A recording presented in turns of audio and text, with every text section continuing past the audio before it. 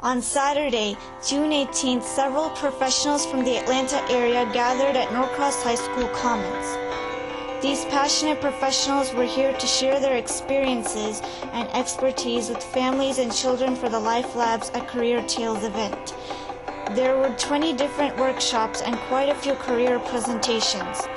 This event was aptly named Experience Knowledge, to give the students a taste of real-world applications of their classroom knowledge. Here, take a peek and enjoy. By the way, make sure you don't miss out on the musical ending.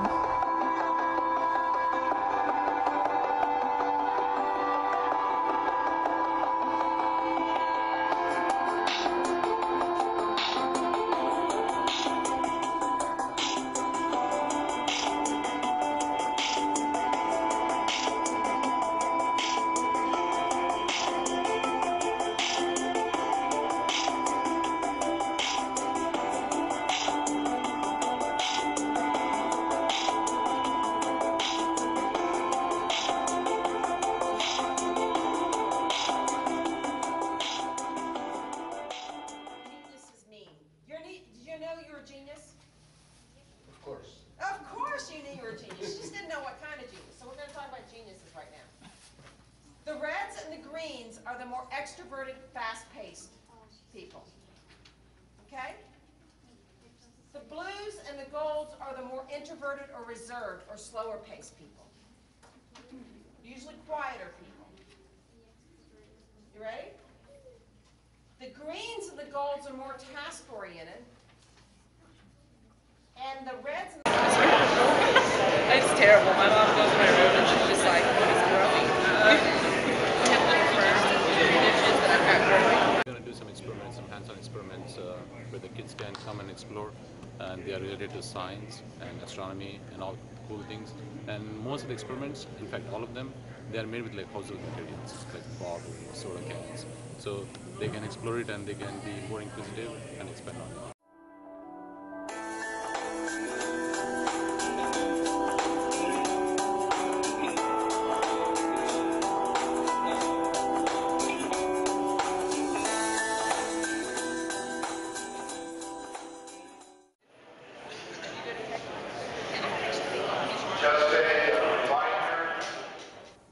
Everybody noticing that when you switch to brainstorming to evaluating, it's a different use of your thinking, isn't it? Now you're evaluating your friend's idea or what we think might be your friend's idea. The next reason why we disagree is, what's the criteria of impact? What do I mean by that? What do you mean by impact?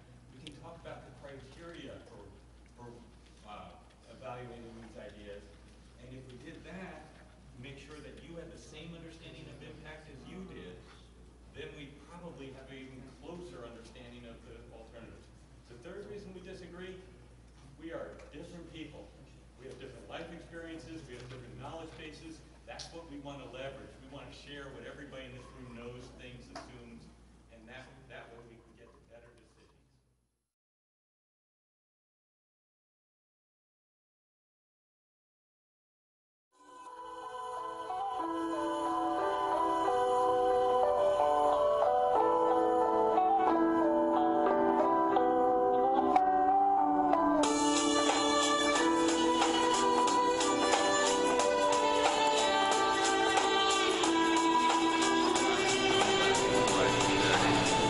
Also foot pedals on the bottom that you can steer the plane. So when you're taxiing it on the ground, you actually don't use this.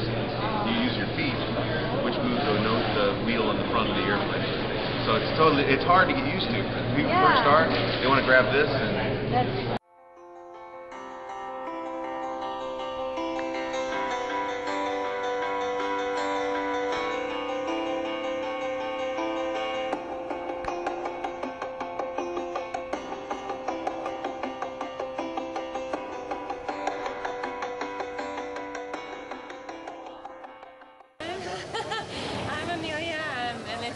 We have an art booth with all different kinds of art.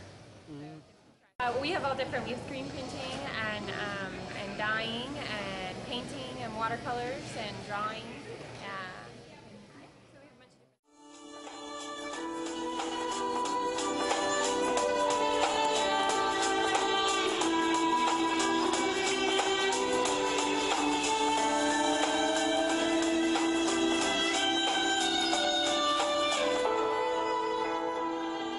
I'm Professor Leah Hughes, and we're teaching creativity. We're going to be working on poetry today, and fiction and nonfiction.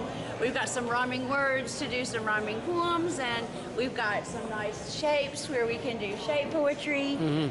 For the fiction, in a little bit, we'll be writing about various objects and about various scenes and about things that have happened in the paper, and we'll be writing and writing all day long, rotating exercises. Very good.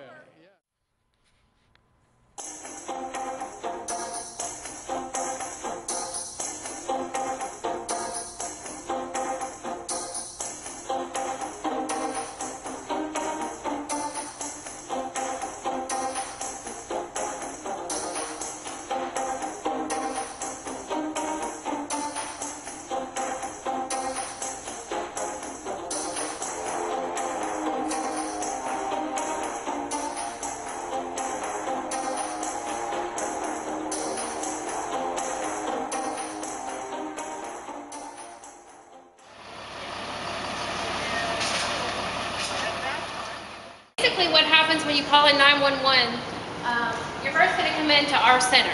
Okay, the first question that we're going to ask you is, does anyone know? We're going to ask you first. Where are you at? What's your location? Because we cannot help you unless we know where you are, okay? We also need to know where the location of the emergency is, because you could be calling for a friend who might be at another location than what you're actually calling for. If you're calling from a cell phone, and a lot of misconception is that we can trace cell phones. We can get to within 20 to 50 feet of an address on a cell phone, but we would still need to know the actual location of the emergency. We take the call. We have prescribed questions that we have to ask. It's for our officer safety, and it's for our EMS knowledge. When they get there, they need certain information. All right, everyone just listen for a minute. And this is what we do. This is our voice coming through the mic. Engine 24. Company 14, Squad 24, Medic 18, Battalion 3, Battalion 4, Engine 29, MS2, Signal 33, House Fire, 3787, 3787, Hamiltonville Lane off the East Atlantic, Wilson 7 Tech 4, be Station 24 is first in. All right, so we were at this. Just keep listening. You hear it and respond. Company 14. 29.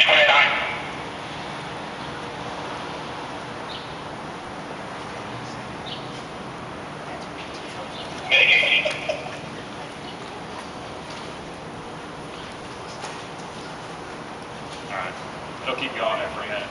So what that was a dispatch. Our taser has a cartridge and it's attached to that goes on the end of my taser, and it shoots out. And when it shoots, it's like we go fishing. Anybody go fishing around here? All right, you go fishing, you have little hooks. Well, it has two fish hooks attached to two wires. That's what drives electricity. Okay, so when I shoot it, the hook's attached to you, and that's what electricity. It's like a 5-second jolt.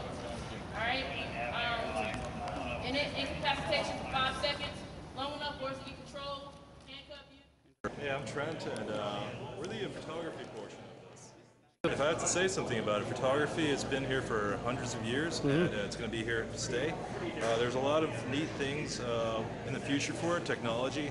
Actually, technology and photography goes hand in hand. It's a very, very technical field, yet it's extremely creative. So the cool thing about it is photography is related to everything that's here, through advertising, through science, and all of that.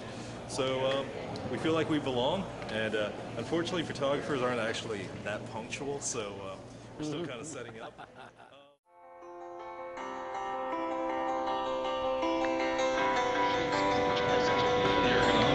Yeah, the ergonomics aren't the same as like DSLRs, but you can actually get it better. And then we can sometimes help you, but also after a while. 17. I'm doing the industrial design, product design. So we're going to go through the process of designing a product from idea, to concept, to fruition. We're going to have we have a couple of examples already. We're going to have examples on the slides, and then we're going to get the kids to think about an actual product and redesign it.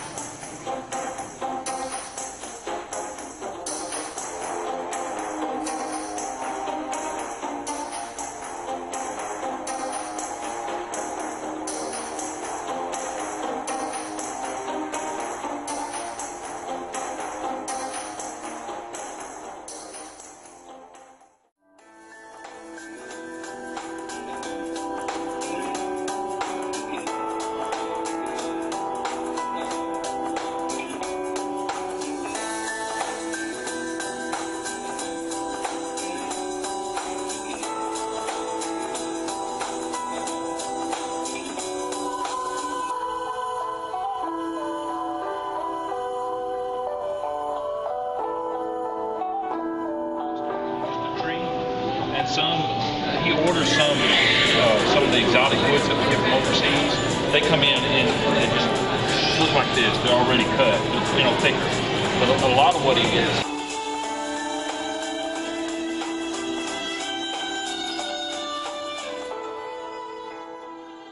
You take molten glass. Glass is in essence sand. Have you seen the movie Sweet Home Alabama?